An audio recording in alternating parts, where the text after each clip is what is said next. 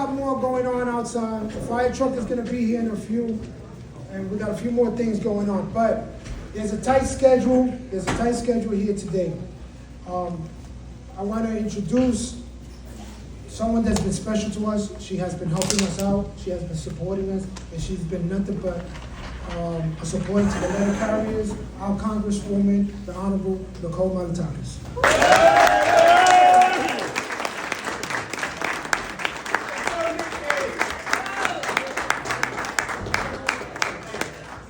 Thank you, John. Thank you all for coming out today and fighting for yourselves, fighting for the future of the Postal Service and for the future employees. Look, I understand that you guys are going through a difficult time right now and that you've been fighting to get a fair contract. And I just wanted to come by and give you some encouragement to keep up the fight. Because as you know, when I first got elected, one of the biggest things we pushed for were the postal reforms. Because it was really unfair that you were having to pay for health care for future employees that aren't even born yet. And that was the fight that we had back then. And we won that fight. And we won that fight by sticking together and making sure that people knew how you were being so treated unfairly compared to every other federal employee in our government. And we fixed that wrong. Now, we have to make sure that we fix the other wrong, and that is of you going without a contract, which you deserve. And the fact that we have postal workers that make a mere $21,000, letter carriers, who are out there working hard. You know, it's physical labor. Yes. Yes. You're doing it in the elements. Yes. Yes. Rain, sleet, snow. Yes. Only Santa Claus does that stuff. And the postal workers. Yes. Through COVID. Right? You did it through COVID, that's right. Thank you. And you're dealing with a lot. You know, crime in a city like ours. We've heard too many stories of our letter carriers being attacked, assaulted, robbed. And you deserve to be treated with dignity and respect and be paid a fair living wage for the work that you do, period.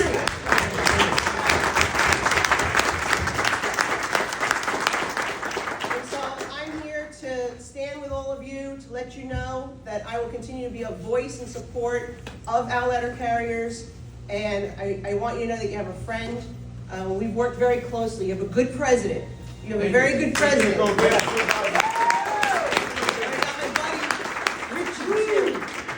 got my buddy Richie. So, look, I'm proud to represent Staten Island and Southern Brooklyn.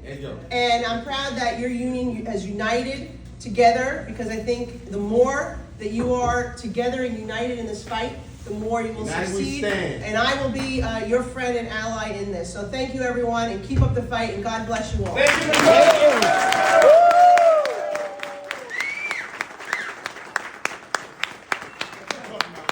Let me tell you something, guys. What she says she means. She's been solid with us from day one. Thank you.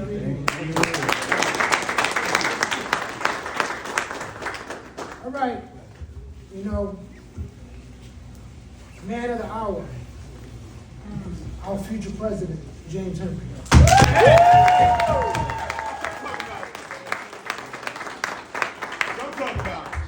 Good morning. Good morning. How are you? Fine.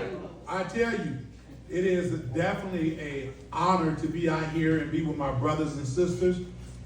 And I mean that in the literal sense, not the figurative sense.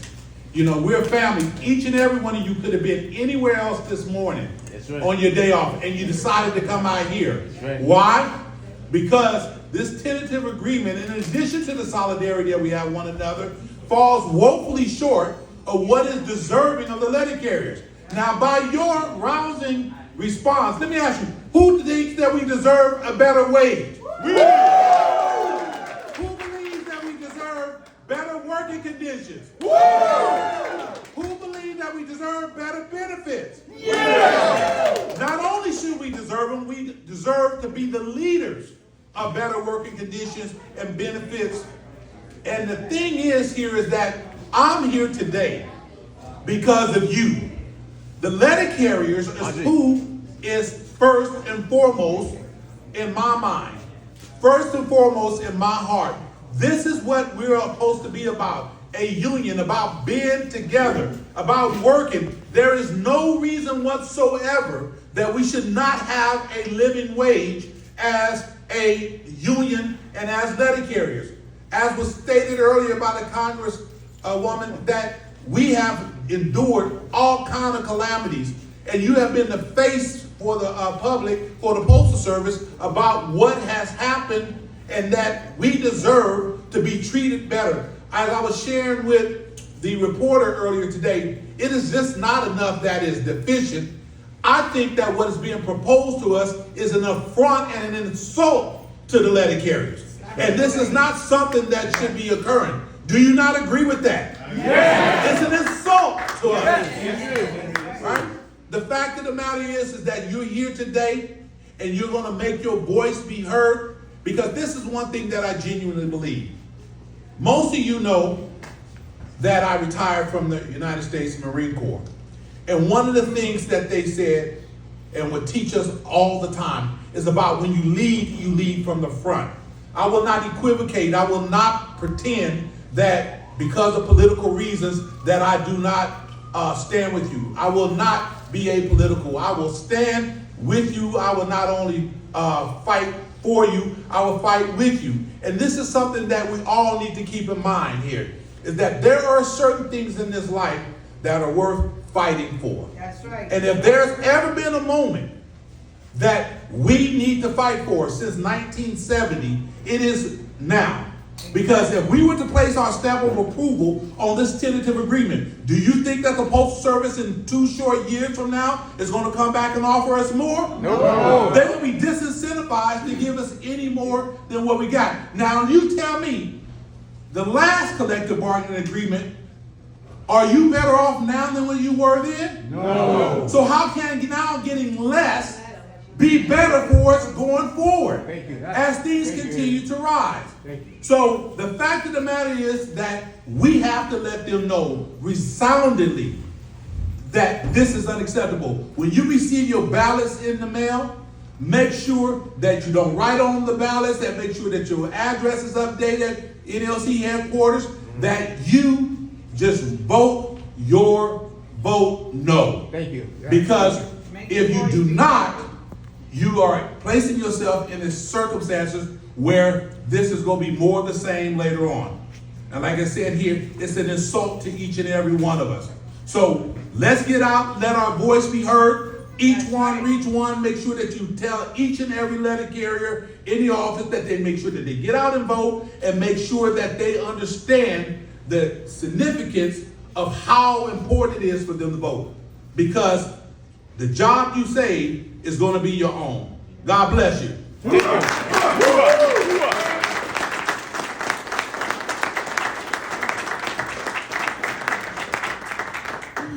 another gentleman I want to bring up here for you guys can understand what the figures and the money in this contract is. He's running for National Business Agent at Region 12. Bill, no man.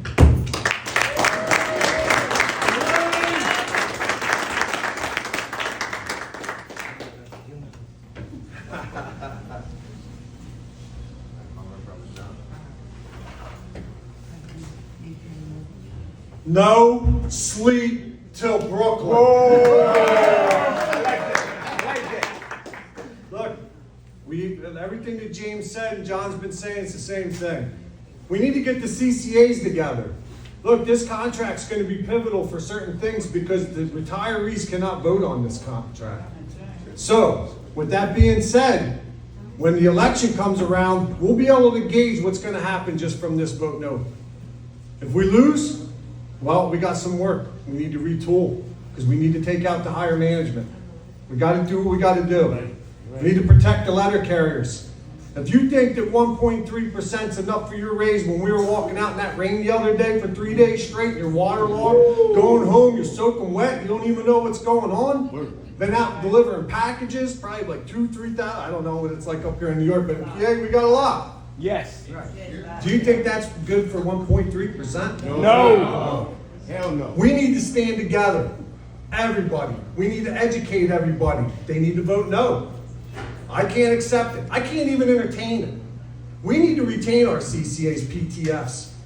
They are the future of this union. Guys like us, we're going to be gone. We're old. Yeah. No sleep till Brooklyn.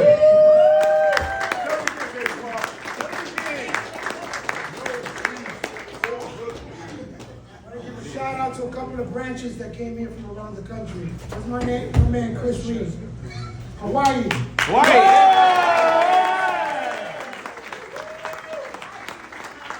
12-hour flight just to be here to support you guys.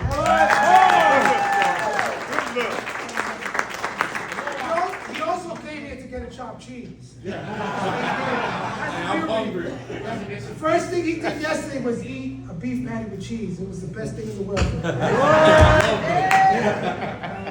So, that's solidarity right there. That's right. My man from Florida, Rafael Ortiz, where is he? Right there.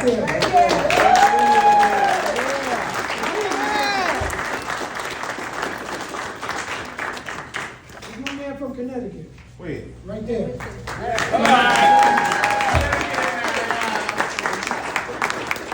These guys from Pennsylvania from branch 274.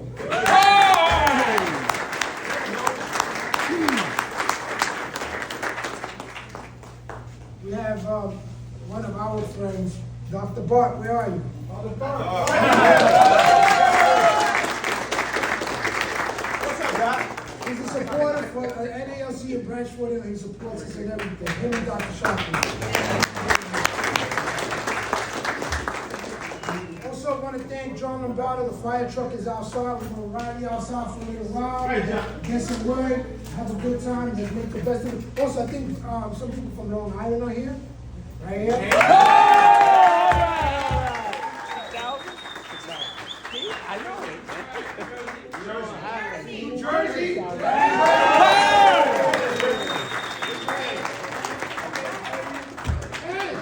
Hold on. We got somebody from Louisiana. This young lady right here.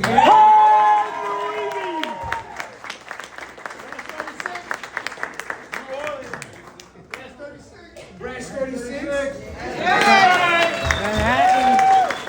Manhattan, the Bronx. So, listen, guys, we have an election that we have to run with James Hermie and his team in 2026. And we all know with an election comes funds. We have to raise money. We gotta try to raise money for this man. All right. Anything counts. Anything counts. We're selling gear for him, If you guys could, and just not you, the stations, put the word out there, get in contact with us, please. We're selling gear for him to try to raise money. An election is gonna run at least $500,000 for this man. Yeah. So I'm not saying, anything that we could put towards this to help this man out. This man is the future of our branch, of our union. I'm You sorry. should have been in the last time.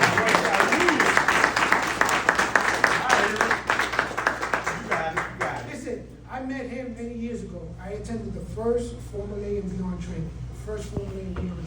He was an RA, he was an instructor.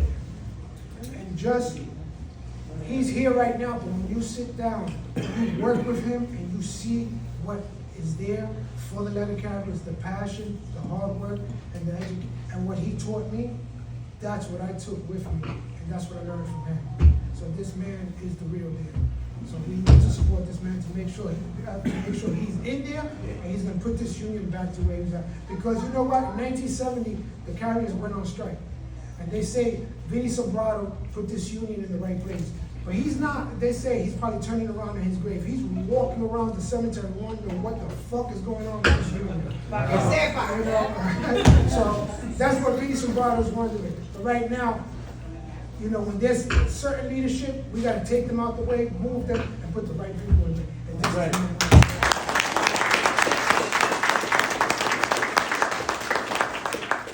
you guys got any questions? That's my grandson. Sorry. He's got a lot of questions. So guys, let's go outside. Let's enjoy the time. The truck is out there. Let's get on and let's make some noise and let's have a good time.